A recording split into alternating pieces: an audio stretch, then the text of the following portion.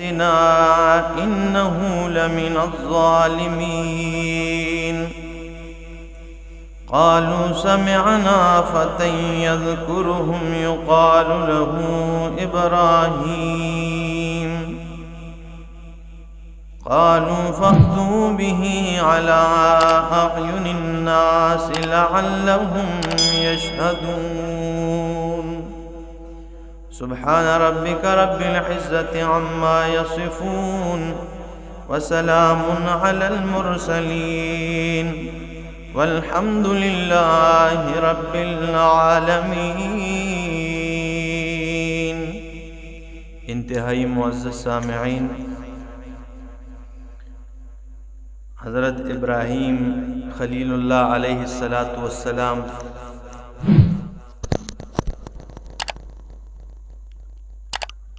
اللہ رب العزت کی توحید کو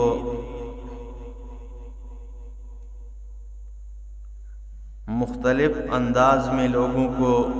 سمجھا رہے ہیں۔ کبھی قوم کے سامنے تو کبھی باپ کے سامنے،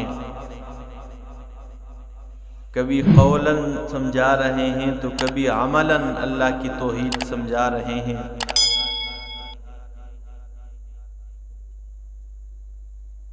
آج کے سبق میں ایک عملی نمونہ پیش کرتے ہیں حضرت ابراہیم خلیل اللہ علیہ السلام کہ جب قوم میلے پہ گئی تو ابراہیم علیہ السلام نے ان کے بتوں کا ان کو ریزہ ریزہ کر دیا،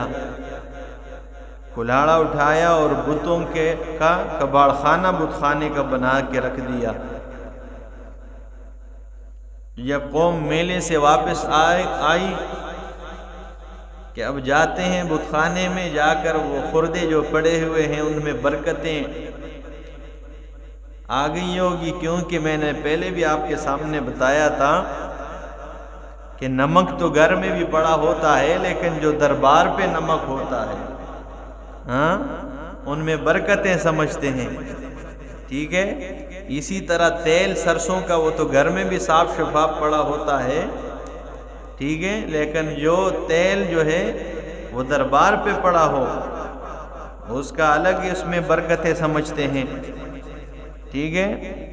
یہ وہ گندا قسم کا تیل آپ نے دیکھا ہوگا، وہاں پہ ہر بندہ جا کے اسے ملتا ہے، ٹھیک ہے نا۔ تو اسی طرح وہ بھی سمجھنے لگے کہ اب جلدی جاؤ، میلے سے جب واپس آئیں تو پہلے جاؤ بت خانے، ادھر جو خردے پڑے ہوئے ہیں وہ کھا لے، ان میں برکتیں آ گئی ہوگی، لیکن جب آئیں تو وہاں تو حالات کچھ اور تھے، ٹھیک ہے۔ وہ تو کباڑ خانہ بنا ہوا تھا، تو کہنے لگے قالوا من فعل هذا بآلهتنا، کہنے لگے ہائے کس نے کیا ہے یہ حالت ہمارے الہوں کے ساتھ، انہ لمن الظالمین، بے شک جس نے بھی یہ حالت کی یہ بڑا ظالم ہے، اس نے ظلم کیا ہے، یار ایسا نہیں کرنا چاہیے۔ قالوا سمعنا فتى يذكرهم يقال له ابراہیم، ہم نے ایک نوجوان کو سنا ہے، کسی نے کہا نا، ہم نے ایک نوجوان کو سنا ہے، یذکرہم، جو ان کے پیچھے لگا رہتا ہے، جو ان کے پلے کک بھی نہیں مانتا، جو ان کے پیچھے بات کرتا رہتا ہے، یقال لہ ابراہیم، جسے ابراہیم کہا جاتا ہے، ابراہیم ہی ہو سکتا ہے، اور کون ہو سکتا ہے۔ قالوا، تو کہنے لگے، فَأْتُوا بِهِ عَلَىٰ أَعْيُنِ النَّاسِ، لے آؤ اسے لوگوں کے سامنے، لَعَلَّهُمْ يَشْهَدُونَ، تاکہ وہ بھی مشاہدہ کر لیں، وہ بھی دیکھ لیں۔ ابراہیم خلیل اللہ باگے نہیں، ابراہیم خلیل اللہ چپتے نہیں ہیں،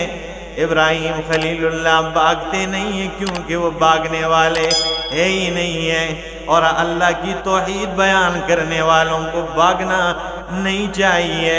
اللہ کی توحید بیان کرنے والوں کو میدان عمل میں ڈٹ کر کھڑے ہو جانا چاہیے، کیونکہ جو اللہ کی توحید پہ ڈٹ جائیں، جو اللہ کی وحدانیت پہ ڈٹ جائیں، ان کے ساتھ اللہ کی مدد کیسے شامل حال ہو جاتی ہے، وہ آپ دیکھ لیں، آگے انشاءاللہ آیات میں آ رہا ہے۔ تو کہنے لگے نے لوگوں کے سامنے لائیے، قالوا انت فعلت هذا بآلہتنا یا ابراہیم۔ ابراہیم علیہ السلام آ گئے، قرآن مقصودی بات ذکر کرتے، کیسے پولیس گئی، لوگ گئے، ٹھیک ہے، پکڑ کے لے آئے، راستے پہ کیا ہوا، ٹھیک ہے نا، یہ بات نہیں، مقصودی بات۔ کہنے لگے انہیں لوگوں کے سامنے لے آئیے، آ گئے، قالوا تو کہنے لگے اَأَنْتَ فَعَلْتَ هَذَا بِآلِهَتِنَا یا ابراہیم، اے ابراہیم آیا تو نے ہمارے آلہوں کا یہ حشر کیا ہے؟ قَالَ بَلْ فَعَلَهُ، بلکہ کیا ہے اس نے۔ اس نے، اس پہ میں پچھلے اس لیے شارٹ کٹ کیے جا رہا ہوں، بات کر چکا ہوں، یعنی ایسی بات کی ہے کہ جھوٹ بھی نہیں بولا، جیسے حضرت محمد مصطفیٰ صلی اللہ تعالی علیہ وسلم جا رہے ہیں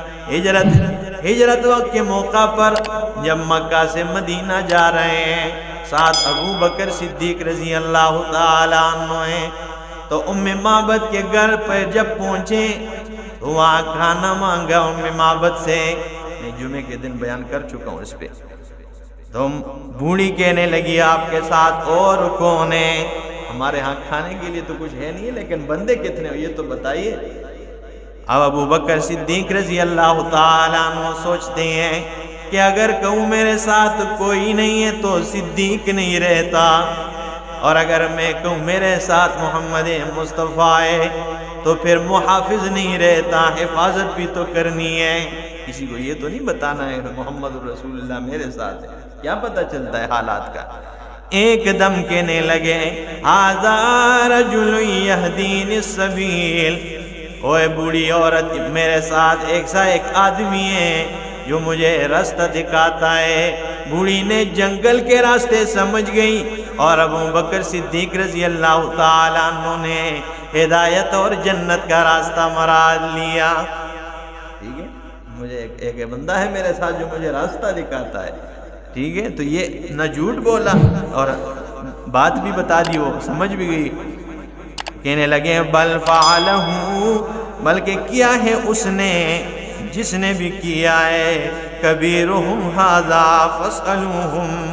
یہ ان کا بڑا ہے، کیونکہ بڑے بت کو چھوڑ دیا تھا اور ان کے کندھے پہ کھواڑے کو رکھ دیا تھا بھائی، تاکہ یہ اس کی طرف آ کر دیکھ لیں،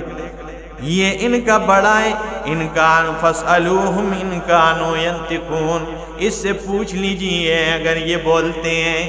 آپ انداز ذرا دیکھیں سمجھانے کا،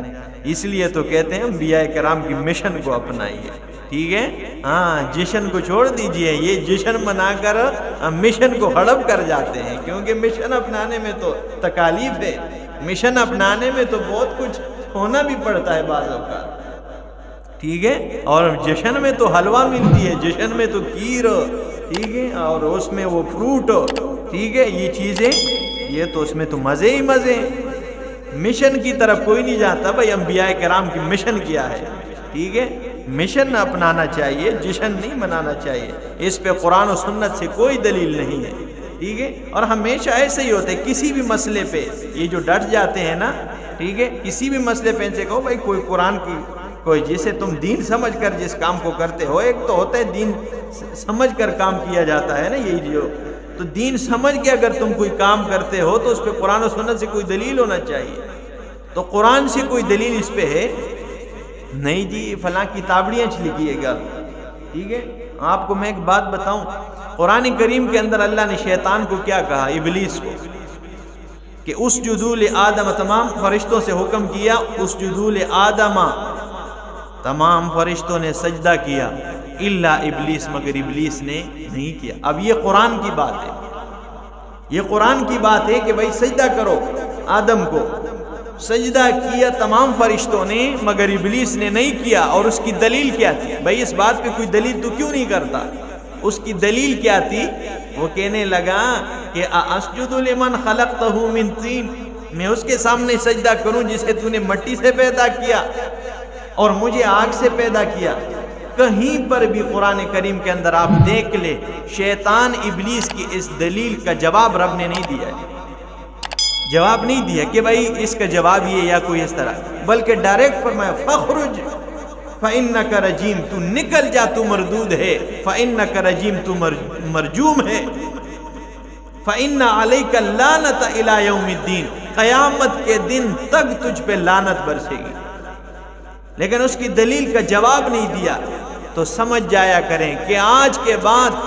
آپ کے سامنے کوئی بھی اس قسم کا کوئی کام ہو، چاہے وہ یہ جشن کے نام پہ ہو، ٹھیک ہے نا، اور یا کوئی اور اس قسم کا کام ہو، یا کوئی مردوں کو سنانے والی کوئی بات ہو، آپ کہیں بھائی قرآن سے دلیل دے۔ اگر قرآن کے مقابلے میں وہ کہیں کہ فلاں کتاب میں بات لکھی ہے قرآن کے مقابلے میں، آپ سمجھیے پکا ابلیس ہے، یہ شیطان ہے، کیونکہ رب نے شیطان کے اس دلیل کا جواب نہیں دیا، کیونکہ وہ قرآن کے مقابلے میں، یہ قرآن کا حکم تھا۔ قرآن کے مقابلے میں اگر کوئی آپ کو کتابڑی پیش کرے تو پھر آپ سمجھا کریں کہ یہ وہی چیز ہے، ٹھیک ہے۔ تو بہرحال یہ مشن ہے۔ تو فرمایا فَاسْأَلُوهُمْ إِنْ كَانُوا يَنْطِقُونَ، ان سے پوچھ لیجئے اگر یہ بولتے ہیں، فَرَجَعُوا إِلَىٰ أَنفُسِهِمْ، بس وہ لوٹے اِلیٰ انفسہم، اپنی جانوں کی طرف، فقالوا، کہنے لگے، انکم انتم الظالمون، بے شک تم ہی ظالم ہو، ثم نکسوا علی رؤوسہم، اور پھر اپنے سروں کو نیچے کیا، ہاں کیونکہ یہ آنکھیں جھک جاتی ہیں جب کوئی دلیل نہ ہو پاس۔ لقد علمت ما هؤلاء ينطقون، اے ابراہیم تو جانتا ہے، ما هؤلاء ينطقون، یہ بولتے شولتے نہیں ہے، تو جانتا ہے یار یہ بولتے نہیں ہیں، ہم کیسے اس سے پوچھیں۔ اب موقع ملا، قال، تو کہنے لگے، افتعبدون، آیا تم عبادت کرتے ہو، من دون اللہ، اللہ کو چھوڑ کر، ما لا ینفعکم، ان کی جو نہ تمہیں نفع دے سکتے ہیں، شیئا، کچھ بھی، ولا یضرکم، نہ تمہیں نقصان دے سکتے ہیں، اف لکم ولما تعبدون من دون اللہ، تم پہ بھی افسوس ہے، اور وَلِمَا تَعْبُدُونَ مِن دُونِ اللَّهِ، اور ان کے لیے بھی اور ان پہ بھی افسوس ہے جنہیں اللہ کے علاوہ پکارتے ہو، افلا تعقلون، تم عقل کیوں نہیں رکھتے؟ تمہارے اندر عقل کب آئے گی؟ اف لکم، افسوس ہے پھرنا تم پہ بھی اور جن کی تم عبادت کرتے ہو اللہ کے علاوہ، بہت افسوس ہے یار، کیوں عقل نہیں رکھتے؟ قالو، کہنے لگے، اب دیکھنا آگے کوئی دلیل شلیل تو نہیں، قالو، تو کہنے لگے، حرقوہ، جلاؤ انہیں، وانصروا آلہتکم، اپنے آلہوں کی مدد کرو۔ کوئی توحید کب سمجھ آئے گی یار؟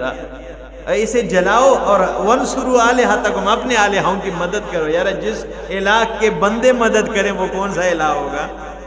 اتنی ان کو نہیں بات سمجھ آ رہی تھی کہ ہم کیا کہہ رہے ہیں۔ وانصروا، مدد کرو اپنے آلہوں کی، جس کی تم خود مدد کے محتاج ہے، وہ کیسے مددگار بن سکتے ہیں تیرے؟ ان کنتم فاعلین، اگر تم کرنے والے ہو۔ کیا کہنے لگے؟ حرقوہ، ابراہیم علیہ السلام کو جلا دو۔ آج ابراہیم خلیل اللہ کو جلایا جا رہا ہے اور آسمان و زمین یہ نظارے دیکھ رہا ہے۔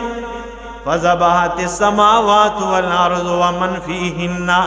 آسمان و زمین اور ان کے بیچ جو کچھ بھی موجود ہے سارے روتے ہیں،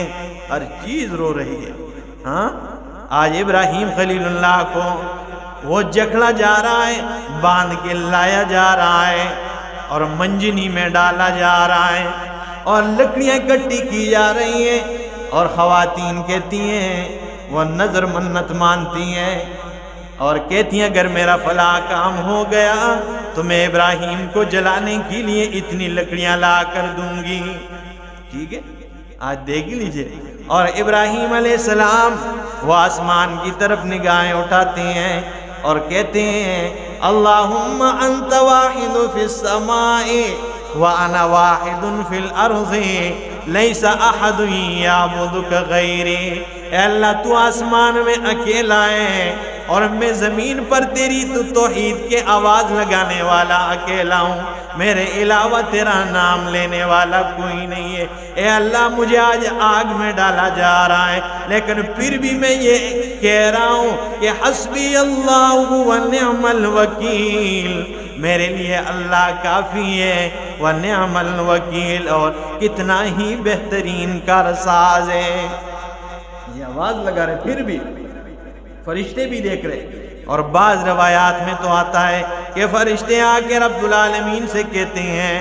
کہ اللہ ہمیں اجازت دیجیے، حکم دیجیے، ہم جا کے مدد کریں، آج تیرے خلیل کو جلایا جا رہا ہے، آج ابراہیم خلیل اللہ کو آگ میں ڈالا جا رہا ہے، ہمیں حکم دیجیے۔ اللہ نے فرمایا وہ فرشتوں ہے جبریل، میں حکم تو نہیں دے رہا، البتہ اجازت دے رہا ہوں کہ جائیے، لیکن میری ایک بات سن لینا، اگر میرا خلیل فَإِنِ اسْتَغَاثَ بِكُمْ فَأَغِيثُوهُ، اگر میرا خلیل تم سے مدد مانگے تو مدد کر دینا، لیکن وَإِن لَّمْ يَدْعُ غَيْرِي، اگر میرا خلیل میرے علاوہ کسی اور کوئی سے مدد نہ مانگے تو پھر فَخَلُّوا بَيْنِي وَبَيْنَ خَلِيلِي، اے میرے فرشتوں پھر میرے اور میرے خلیل کے درمیان سے ہٹ جاؤ، پھر میں جانوں میرا خلیل ابراہیم جانے، پھر درمیان سے ہٹ جاؤ، اگر مانگے تو پھر کر دینا، لیکن نہ مانگے پھر ہٹ جاؤ درمیان سے۔ پھر جب آئے جبریل امین نے کہا الک حاجت یا ابراہیم، اے ابراہیم کوئی حاجت ہے، کوئی ضرورت ہے، کوئی مدد کرے آپ کی؟ تو بندہ اور حاجتیں نہ ہو یہ ہو سکتا نہیں ہے۔ کہنے لگے ابراہیم علیہ السلام اما الیک فلا حاجتا، اے جبریل امین حاجتوں سے تو میرا دامن بھرا ہوا ہے، لیکن میری حاجتیں جبریل تیرے سامنے نہیں ہے، میری حاجتیں اگر ہے تو میرے حاجت روا کے سامنے،